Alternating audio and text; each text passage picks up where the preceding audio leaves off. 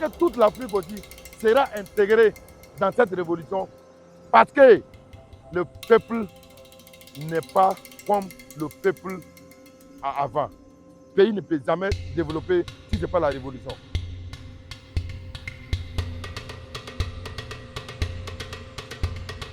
L'impérialisme, l'impérialisme, le colonialisme, le néocolonialisme, les ennemis du peuple, les ennemis du Burkina Faso, les ennemis du Mali, les ennemis du Niger, les ennemis du capitaine Ibrahim Traoré, les ennemis d'Assimi Koïta, les ennemis d'Abdrahman Tchani, les ennemis de l'AES, pouvoir, honneur, dignité, liberté, la patrie ou la mort, la patrie ou la mort. Merci camarades.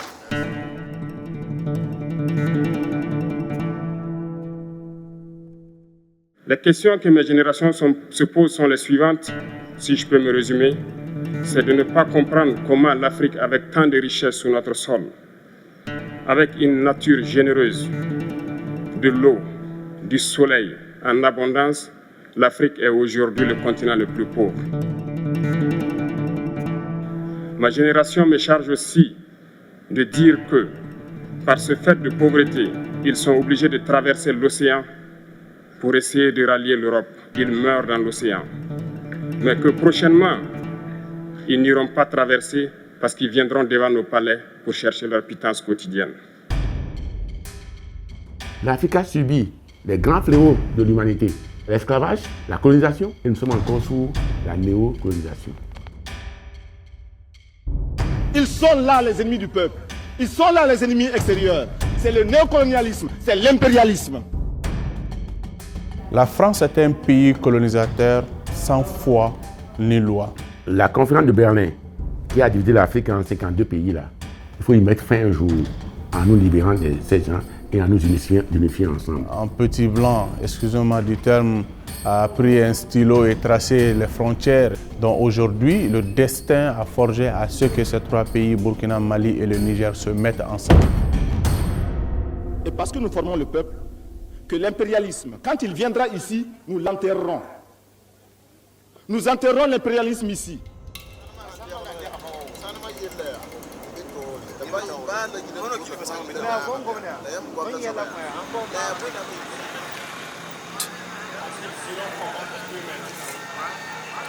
Si nous sommes au rond-point au capitaine Ibrahim Traoré pour sécuriser notre président, c'est par rapport à certains moments difficiles.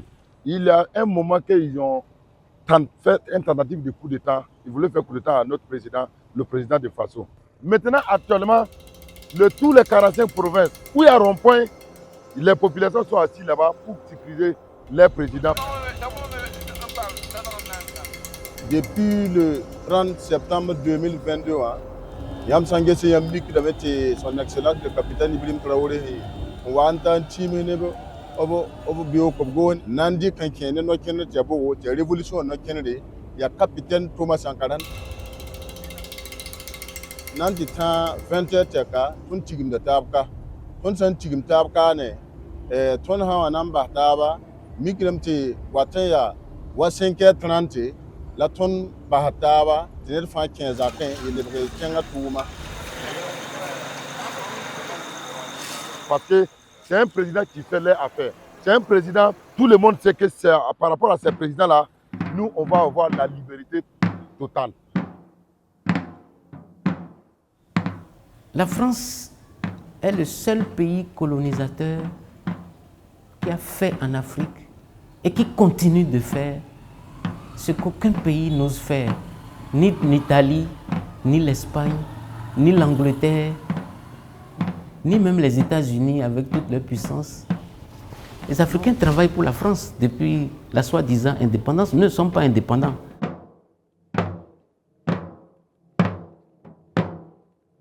Avant de donner l'indépendance à nos États, la France a fait une condition. Vous signez pour être indépendant, mais vous signez des accords de coopération. Qu'est-ce qu'il y a dans ces accords? Un, vous reconnaissez les bienfaits de la colonisation et vous remboursez tout ce que la France a investi. même par les travaux forcés. Tous les bâtiments qui ont été faits à Niamey doivent être remboursés. Deuxièmement, vous vous engagez à privilégier les entreprises françaises. C'est ce qu'on appelle le droit de premier refus. Si la France ne dit pas qu'elle ne veut pas, ou l'entreprise française ne dit pas qu'elle ne veut pas, vous ne pouvez pas donner à une autre. 3, vous êtes obligé d'utiliser le français comme langue officielle. 4, vous êtes obligé d'utiliser le CFA. La France a réussi cette histoire de nous mettre dans un carcan, de nous imposer une monnaie, de garder la monnaie pour elle là-bas et de venir acheter nos produits à bas prix avec cette monnaie-là. Nos pays sont des pays de réserve de matières premières, de minerais importants, comme l'uranium et autres, l'or et autres, le pétrole. Avec ça, on ne peut jamais se développer. On n'est pas libre de produire chez nous, on n'est pas libre de fabriquer des choses chez nous, on n'est pas libre de transformer nos matières premières chez nous pour nourrir notre population. On ne peut pas nous industrialiser avec cette monnaie, une monnaie coloniale. Como é que você pode ser um país soberano se você não controla nem a sua própria política monetária? E por que eles não controlam? Porque foram as condições em que a independência de toda essa região se deu. Que les accords que nous avons eus avec la France depuis le 24 avril 1961, tous ces accords qui ont été remis en question après le coup d'État du 26 juillet. Donc nous produisons l'uranium et la France, elle, seulement l'énergie, mais sans payer l'uranium à un prix qui nous permet, nous, au moins d'électrifier nos régions. Ce qu'elle achète au Niger à 0,80 $, à 0,80 $, elle achète ça au Canada à 200 $. Donc vous voyez l'écart. Le même uranium. En plus du fait que nous ne sommes pas en possession de l'argent significativement, nous avons des dégâts environnementaux. Tout autour de la ville d'Arlit, vous n'avez plus de végétation à cause de la radiation.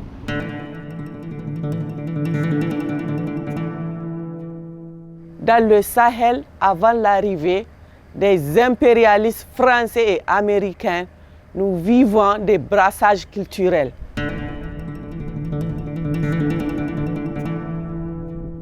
Je pense que le monde entier va entendre et comprendre ce que nous, population du Sahel, est en train de subir dans les mains des Occidentaux.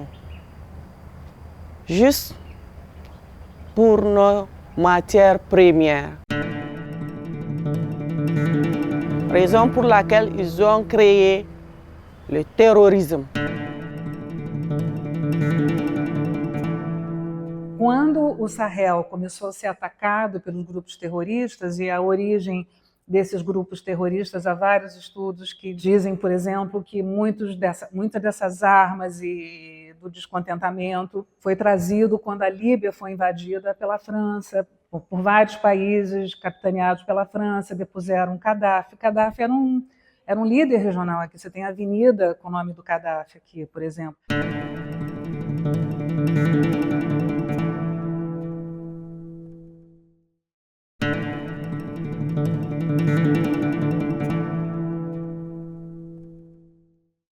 Le terrorisme au Sahel est une stratégie de recolonisation militaire des pays du Sahel.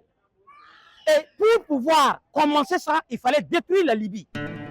Tant que la Libye de Kadhafi était là, ils n'allaient pas pouvoir déstabiliser jusqu'à descendre. Donc il leur fallait un couloir de narcotrafic, de marché noir qu'ils allaient créer à partir de la Méditerranée du Nord jusqu'à passer par le Sahara, jusqu'à déboucher sur les côtes atlantiques. Nous considérons donc de ce fait les États-Unis, nous considérons l'OTAN et nous considérons la France comme des ennemis de la paix internationale, de la paix des peuples et du droit des peuples à la diversité et à la différence.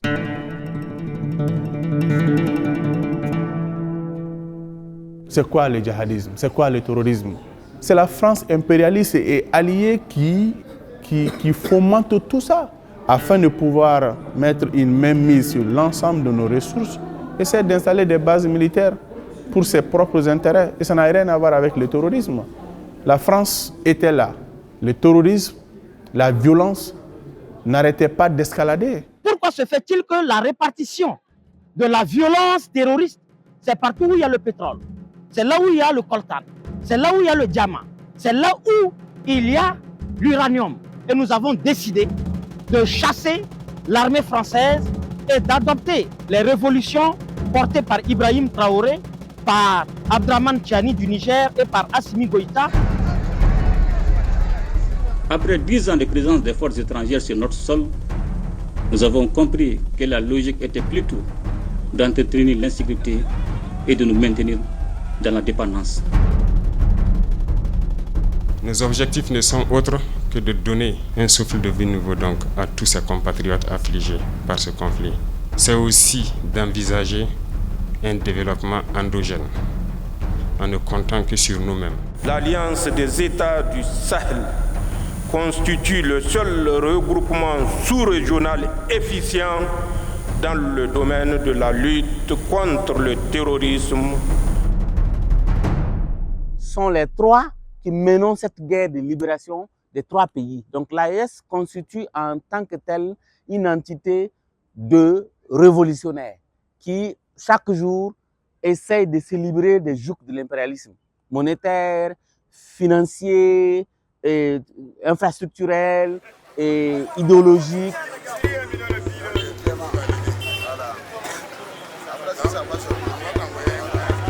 Je suis venue au Grand Marché depuis que je suis toute petite. C'est la place de la maman, paix à son âme. Elle est décédée et nous, on a pris le relais.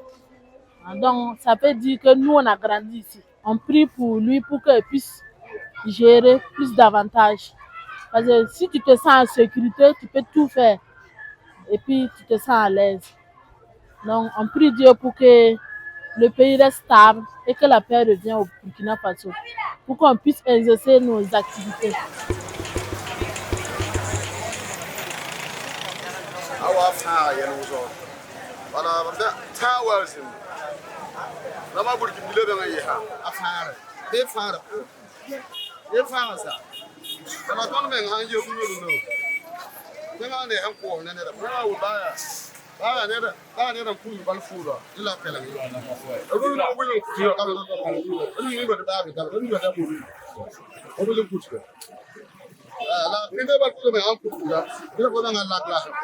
Parce que le terrorisme qui est là aujourd'hui n'est pas du terrorisme, c'est de l'impérialisme.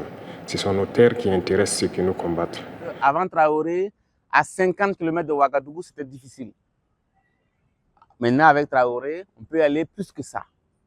Il y avait des villages qui étaient occupés. Aujourd'hui, beaucoup de villages sont libérés. Donc, je pense que c'est des points essentiels qu'il faut comprendre. C'est des signaux visibles qu'on peut voir. De revoir des villages libérés, de revoir des écoles réouvertes, c'est une grande victoire pour nous. Pour nous, association du royaume de Kirikara, qui partons dans les camps, les enfants nous disent, à cause du terrorisme, on ne partait pas à l'école. Mais Dieu merci, les écoles sont en train de se rouvrir et tout de suite, on va retourner à l'école. Et vraiment, ça, c'est une victoire, en fait. Il y a encore des attaques, ce n'est pas encore tout libre, mais on est en train de progresser vers la fin de la guerre dans toute la partie de l'AES. Pas seulement pour le Burkina, parce que ce n'est plus une guerre seulement pour le Burkina, c'est une guerre dans l'ensemble des pays de l'AES.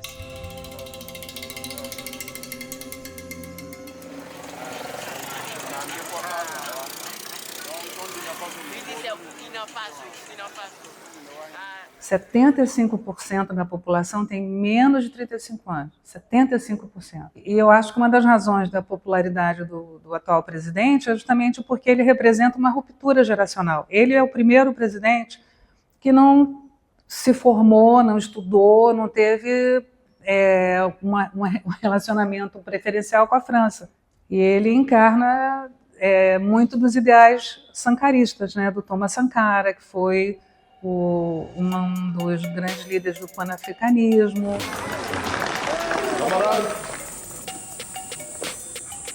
Il faut enterrer tous les ennemis du peuple Il faut enterrer tous les défauts qui empêchent le peuple de se libérer. C'est le petit frère de Thomas Sankara.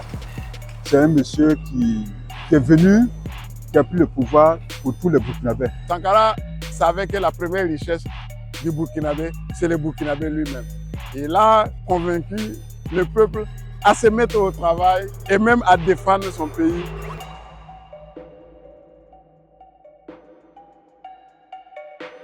Cet impérialisme, c'est encore lui qui a assassiné les Lumumba, les Cabral, les Kwame Nkrumah. Il nous préparait à continuer la révolution quand il sera vieux. Malheureusement, il n'a pas pu finir son action et nous étions abandonnés comme des orphelins. L'action militaire d'un traître au Burkina Faso qu'on appelle Blaise Compaoré, qui a tiré à bout portant, et c'était la balle du colonialisme français qui a tué Thomas Sankara. C'est plus tard que les gens ont compris que la voie qu'il a pris, qu'il a empruntée là. Voilà pourquoi aujourd'hui, beaucoup de Burkinabés suivent le capitaine Ibrahim Traoré. Je dirais que le président Thomas Sankara est revenu pour terminer sa mission. Il est la réincarnation de Thomas Sankara. Il cite sa mémoire, il cite ses références, les travaux qu'il a menés, et il dit qu'il va faire mieux. Quand Traoré et ses camarades ont pris le pays en main, ils ont restauré tout ce qui était symbole de la révolution de Thomas Sankara. Donc ils ont ramené la devise à l'originel, c'est la patrie ou la mort, nous vaincrons. Gloire à nos peuples, dignité à nos peuples, victoire à nos peuples, la patrie ou la mort, nous vaincrons. Gloire, dignité, pouvoir, la patrie ou la mort. Merci camarades. On ne cédera pas un mètre carré de notre territoire à qui que ce soit. On se battra et on vaincra comme des enfants de Sankara. La musique pour moi est un tremplin pour diffuser les idées de Sankara. Nous l'utilisons pour notre pays, pour sensibiliser, mais aussi pour renforcer la lutte anti-impérialiste. Lorsque le peuple se met debout, l'impérialisme, les dictateurs et autres hommes forts tremblent. L'héritier de Sankara est arrivé parce que Sankara a annoncé que tuer Sankara aujourd'hui, des milliers de Sankara naîtront demain. Il y en a des millions de Sankara à travers le monde. Mais Ibrahim Traoré est une possibilité d'implémenter du sankarisme pratique. Et aujourd'hui, le peuple est prêt à le soutenir.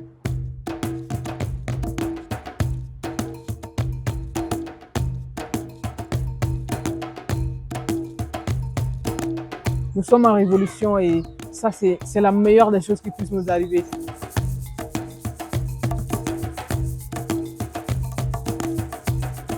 On n'a plus besoin de la Banque mondiale, on n'a pas besoin du FMI, mais nous allons financer notre guerre, nous allons développer notre pays nous-mêmes. C'est nous-mêmes qui faisons nos routes. Nous faisons des pavés, nous arrangeons nos routes, nous faisons tout. Ces pavés-là, c'est pour aider à le développement du pays. C'est pour construire le pays, en fait. Le pavage, c'est pour le développement du pays, l'embellir le pays.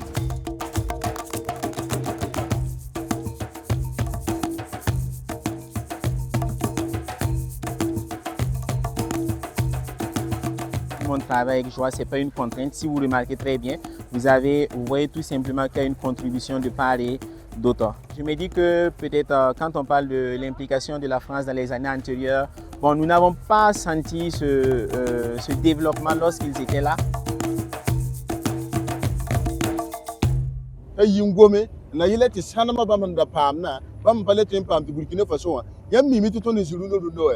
Burkina Faso 2 ans, on a ton namane, ton piston, la yibu, la Burkina Faso on a réserve. Dil ya ne da nye blinga wane. On cotise notre argent. Le gouvernement fait des points chaque 3 mois.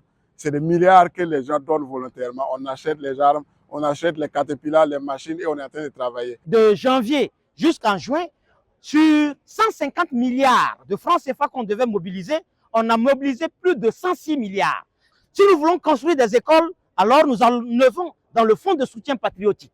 Nous voulons de l'eau ici, Nous voulons des écoles ici, nous voulons des dispensaires ici, et c'est nous-mêmes qui faisons ça pour nous.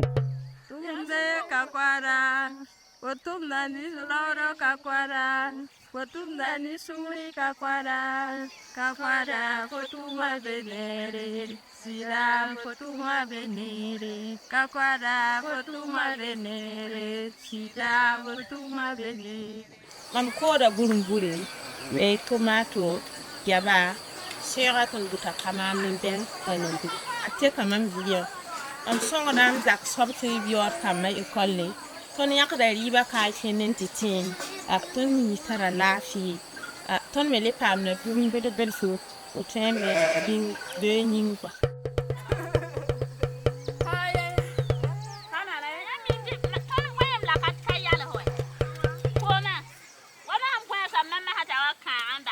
La première des choses qu'un homme veut, c'est de se nourrir, manger à sa faim, matin, midi, soir.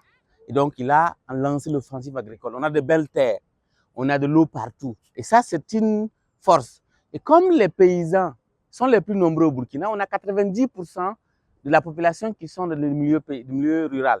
Donc, il faut les occuper. Il faut bien les occuper. Si on ne les occupe pas, ils vont être occupés par les terroristes. Premier gain qu'on a. Deuxième gain, ils vont produire suffisamment pour arriver à l'autosuffisance alimentaire. Troisième gain, on aura des acteurs politiques bien aguerris, conquis pour la marche de la révolution. On ne peut compter que sur le monde paysan pour faire la révolution. Et Traoré a bien commencé en ayant cette politique agricole offensive pour pouvoir mobiliser ce monde-là. Il faut que le peuple ait droit à sa terre. Un peuple sans terre, c'est un peuple esclave. Pour la première fois, on distribue des tracteurs dans tous les pays. On donne les intrants aux agriculteurs. On leur donne tout ce qu'il faut pour cultiver. Mais en plus, on a affecté tous les ingénieurs agronomes qui étaient dans la ville. On les a tous affectés auprès des paysans dans la campagne pour accompagner les paysans. Et vous voyez qu'on est en train de récolter les résultats.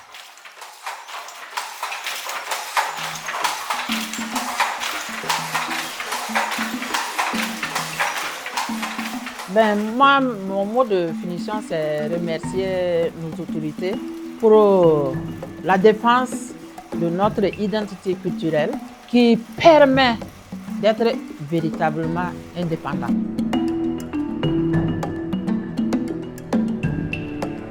Nous, on est en train de tisser l'uniforme d'une école. Sinon, si avant, c'était les tissus qu'on allait importer. Si tu dois dépendre de quelqu'un d'autre, il ne faut pas parler d'indépendance. Moi, je parle de mon indépendance parce que de mes pieds jusqu'à ma tête, je vais m'habiller sans un seul petit tissu venant de l'Europe.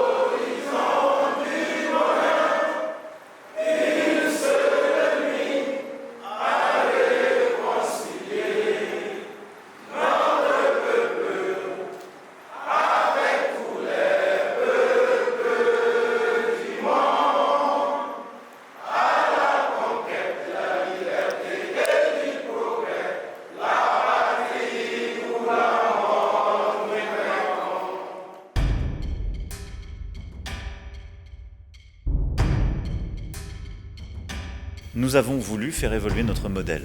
Là où dans de nombreux pays, nous avions des bases historiques posées, nous avons voulu repenser notre présence en co-construisant un partenariat. Ils ne partiront pas de certains pays. Ils ont juste dissous le dispositif. Vous ne les verrez plus dans des bases, mais dans les ambassades, ils seront là. Ils vont constituer des sociétés de sécurité pour sécuriser leurs sociétés qui existent dans ces pays-là. Mais les soldats seront là. L'ingratitude, je suis bien placé pour le savoir, c'est une maladie non transmissible à l'homme. mais je le dis pour tous les gouvernants africains qui n'ont pas eu le courage vis-à-vis de leurs opinions publiques de le porter, aucun d'entre eux ne serait aujourd'hui avec un pays souverain si l'armée française ne s'était pas déployée dans cette région. Lui, il est humain. Notre ingratitude n'est pas transmissible à lui. Voilà comment ce monsieur voit l'Afrique, voit les Africains. Nous ne sommes pas des humains à ses yeux. De mémoire d'homme, il n'y a jamais eu un coup d'État qui a été soutenu par la population toute entière. Les images sont là. Le peuple entier est sorti. Et c'est cette euphorie qui continue encore jusqu'à aujourd'hui. Les militaires n'ont pas d'autres alliés que la population. La France menace d'intervenir. Qu'est-ce qui peut défendre les militaires? C'est la population. La révolution patriotique, c'est-à-dire la question nationale. Nous voulons notre autonomie, notre libération nationale. Mais ça va de pair avec la question sociale. Si les classes populaires sont renforcées, le processus va continuer. L'Afrique va vers la souveraineté, le patriotisme. Et ça seul pourra permettre que l'Afrique s'unifie en un grand continent unifié. Donc pour nous libérer nécessairement, il faut nécessairement qu'on se libère des pays qui nous dominent pour nous entendre faire le panafricanisme. J'appelle les peuples des autres continents à aider l'Afrique à le réaliser. Les femmes du Niger, les femmes du Mali, les femmes de l'AES seules ne peuvent pas le faire. Il faudrait que toutes les femmes de la sous-région Afrique, de l'espace et les femmes au niveau international, comme le Brésil, l'Afrique du Sud, qu'elles nous soutiennent et qu'on aille ensemble. L'Occident tombe au profit, n'est-ce pas, des BRICS. L'Afrique aussi fera partie de ce mouvement ascendant vers un mieux-être, vers l'humanisme, disons, général, vers, n'est-ce pas, le sentiment que tous les hommes sont égaux en droit et en devoir.